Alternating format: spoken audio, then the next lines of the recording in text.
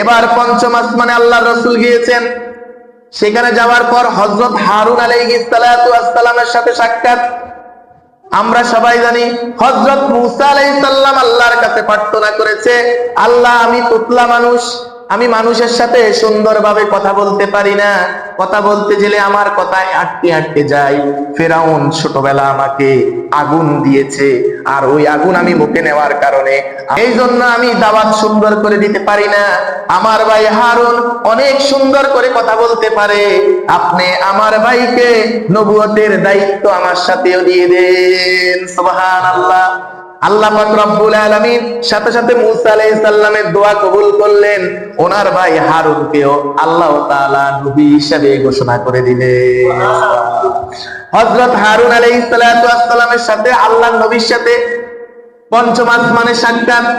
পঞ্চম আসমানে হারুন আলাইহিস সালাতু ওয়াস সালাম আল্লাহর নবীকে দেখে সাথে সাথে দাঁড়িয়ে সালাম দিয়েছে, ও বিশ্ববাসীর নবী মুহাম্মদ সাল্লাল্লাহু আলাইহি ওয়াসাল্লাম, আপনাকে দেখে আমার জীবন ধন্য হয়ে গেছে। সুবহানাল্লাহ।